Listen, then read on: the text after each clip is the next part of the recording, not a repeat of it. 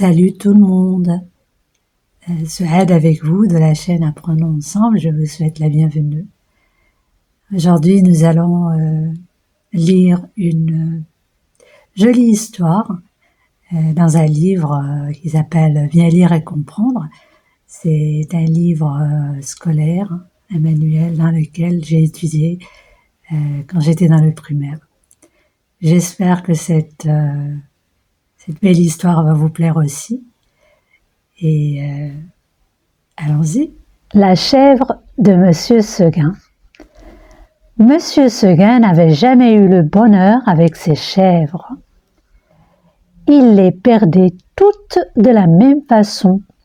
Un beau matin, elles cassaient leurs cordes, s'en allaient dans la montagne et là-haut, le loup les mangeait.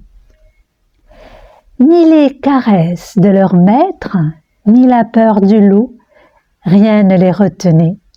C'était, paraît-il, des chèvres indépendantes, voulant à tout prix le grand air et la liberté. Cependant, Monsieur Seguin ne se découragea pas, et après avoir perdu 6 chèvres de la même manière, il en acheta une 7e. Seulement, cette fois, il eut soin de la prendre toute jeune pour qu'elle s'habituât mieux à demeurer chez lui. Ah, qu'elle était jolie, la petite chèvre de Monsieur Seguin!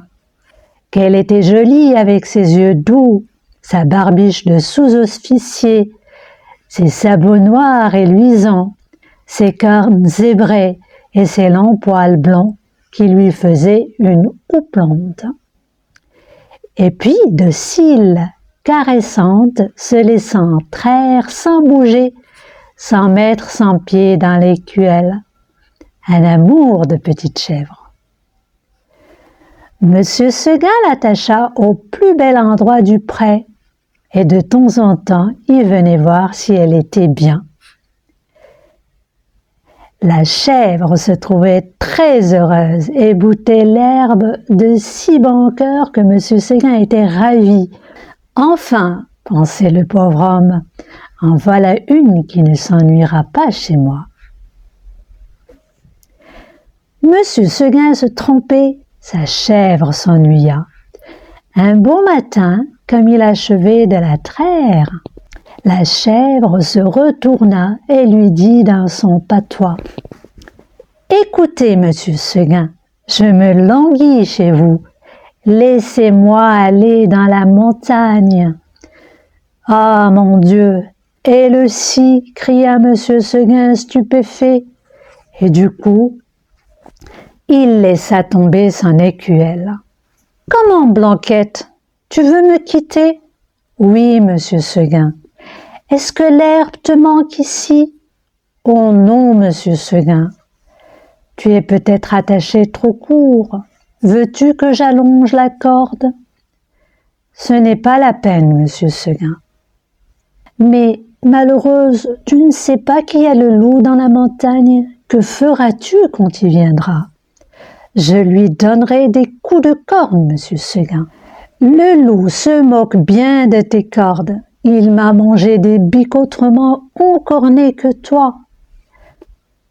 Tu sais bien la pauvre Renaude qui était ici l'an dernier, une maîtresse chèvre forte et méchante comme un bouc, s'est battue avec le loup toute la nuit. Puis, le matin, le loup l'a mangée. Pécaire, pauvre Renaude, ça ne fait rien, Monsieur Seguin. Laissez-moi aller dans la montagne. Pour l'empêcher de se sauver, Monsieur Seguin enferme sa chèvre dans l'étable. Mais Blanquette s'enfuit par la fenêtre. Elle arrive dans la montagne et passe toute la journée à s'amuser dans l'herbe. Tout à coup, le vent fraîchit, la montagne devint violette. C'était le soir. « Déjà ?» dit la petite chèvre, et elle s'arrêta fort étonnée. En bas, les champs étaient noyés de brume. Le clos de Monsieur Seguin disparaissait dans le brouillard, et de la maisonnette on ne voyait plus que le toit avec un peu de fumée. Elle écouta les clochettes d'un troupeau qu'on ramenait et se sentit l'âme toute triste. Puis ce fut un hurlement dans la montagne.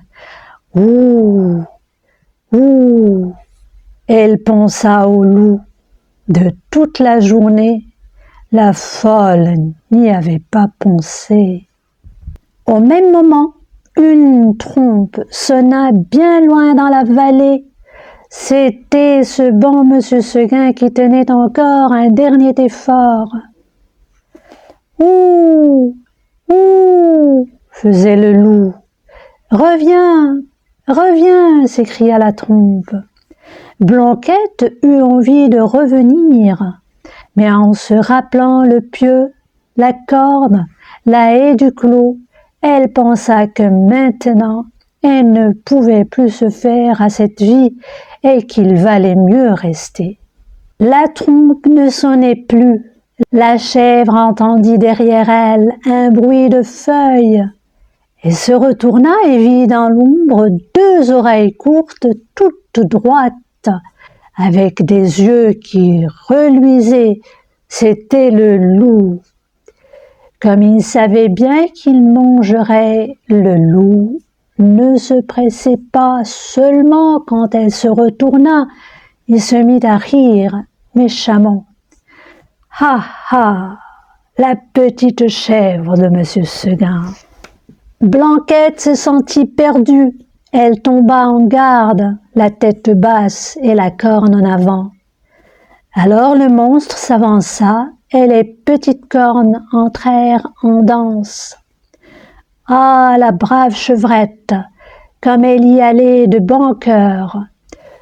Plus de 10 fois, elle força le loup à reculer pour reprendre haleine. Cela dura toute la nuit. L'une après l'autre, les étoiles s'éteignirent. Blanquette redoubla de coups de corne, le loup de coups de dents. Une lueur pâle parut à l'horizon. Le chon d'un coq monta d'une métairie. Oh là là. Enfin, dit la pauvre bête, qui n'attendait plus que le jour pour mourir.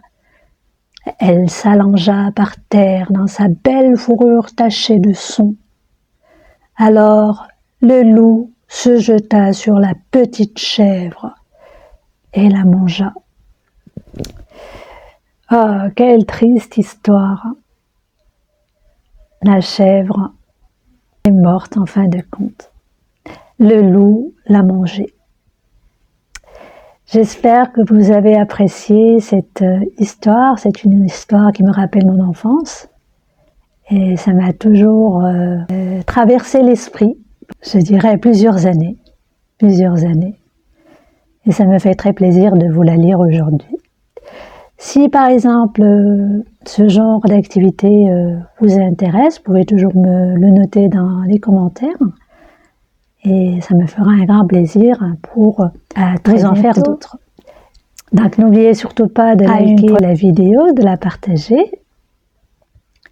Et à une prochaine vidéo. À très bientôt.